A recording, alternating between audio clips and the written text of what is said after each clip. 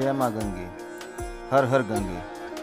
दोस्तों, मानो तो गंगा माँ हूँ कि पहले वीडियो में हमने जाना कि माँ गंगा जैसे हिमालय से निकलती है, गंगोत्री ग्लेशियर से अवतरित होती है, गोमुख से निकलती है और देवप्रयाग से अलकनंदा और भागीरथी आपस में मिलती हैं और ऋषिकेश से होकर जब वो हरिद्वार के रास्ते पहाड़ों का सफ़र तय करती है, तो इसके बाद वो मैदानी इलाकों में कहाँ से गुजरती है, आइए इस वीडियो में जानते हैं। इस वीडियो में हम देखेंगे कि हरिद्वार के बाद माँ गंगा लगभग 800 किलोमीटर का मैदानी भाग कवर करती है जो भारत से गुजरता है।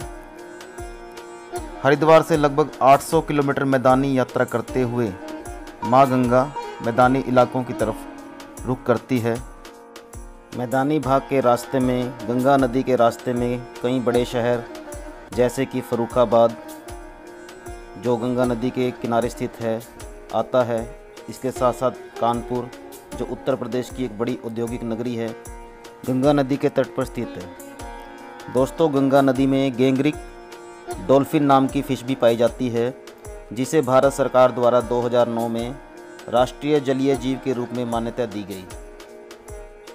यहाँ से गंगा नदी आगे बढ़ते हुए संगम नगरी प्रयागराज पहुँचती है। यह नगर भी पौराणिक रूप से एक प्रसिद्ध तीर्थ स्थल है, जहाँ पे इसका संगम यमुना नदी से होता है और ये भी एक पवित्र तीर्थ स्थल है। इसे तीर्थराज प्रयाग कहा जाता है, जो हिंदू धर्म में संगम के रूप में एक महत्वपूर्ण तीर्थ है। दोस्तों, प्रयागराज और हल्दिया के बीच 1620 किलोमीटर के गंगा नदी मार्ग को राष्ट्रीय जल मार्ग के रूप में घोषित किया गया है। इसका अर्थ है कि इस रास्ते से अब कार्गो जहाज़ और यात्री जहाज़ों का इस मार्ग से संचालन किया जा सकेगा। इसके पश्चात गंगा नदी प्रयागराज से काशी नगरी वाराणसी की तरफ प्रस्थान करती है। वाराणसी काशी नगरी के नाम से एक पौराणिक और ऐतिहासिक हिंदू तीर्थ स्थल है।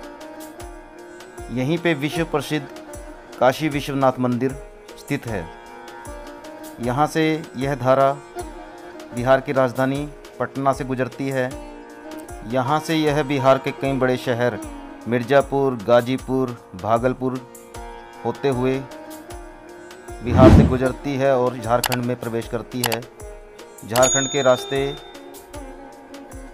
कई शहरों से गुजरती है। यहाँ पर अनेक बड़े घाट भी स्थित हैं। इसके पश्चात गंगा नदी एक बड़े वेग के साथ निरंतर आगे बढ़ती रहती है। लाखों लोगों को प्रत्यक्ष या अप्रत्यक्ष रूप से लाभ प्रदान करते हुए ये आगे बढ़ती चली जाती है। गंगा नदी जब बिहार से गुजरती है और झारखंड और बंगाल से होती हुई जब आगे बढ़ती है, तो इसमें कई सहायक नदियां भी आपस में मिलती जाती हैं,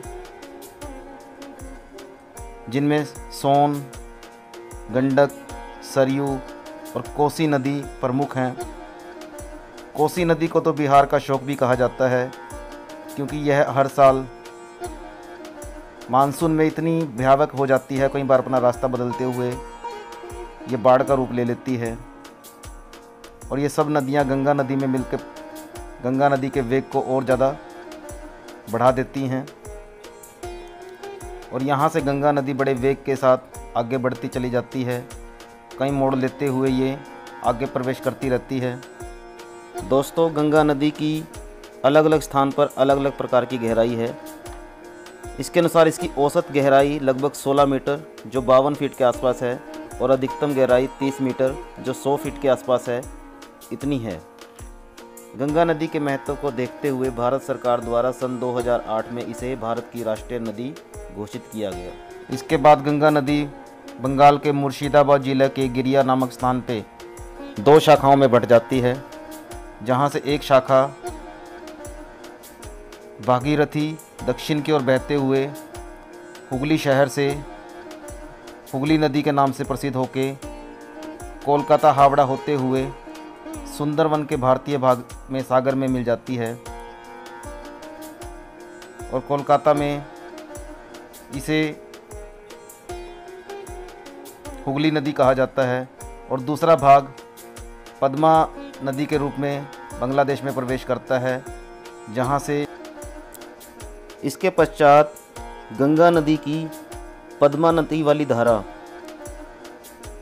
असम की तरफ से बांग्लादेश में प्रवेश करने वाली ब्रह्मपुत्र नदी की शाखा जमुना नदी और मेघना नदी में मिलकर सुंदरवन नामक एक जंगल के पास से गुजरती हैं, जहाँ पे एक बड़ा डेल्टा बनाती हैं, और उस डेल्टा से गुजरते हुए ये बंगाल की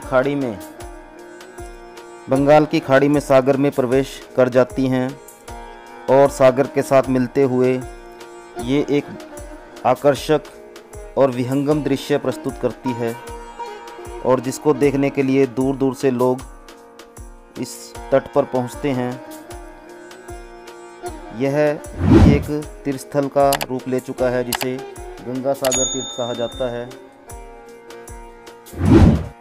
इसी स्थान को गंगा सागर संगम भी कहते हैं। यहाँ दूर दूर से श्रद्धालु दर्शनों के लिए पहुँचते हैं। दोस्तों, माँ गंगा के मैदानी भागों से गुजरने की ये यात्रा वाला दूसरा भाग आपको कैसा लगा, प्लीज़ कमेंट करके ज़रूर बताइए। और साथ ही माँ गंगा के उद्गम स्थल गंगोत्री से हरिद्वार तक का पहाड़ों का सफ़र अगर आपने नहीं देखा तो आप जाकर देख सकते हैं, जो आपको चैनल का टाइटल क्लिक करने पर वीडियो की लिस्ट में मिल जाएगा।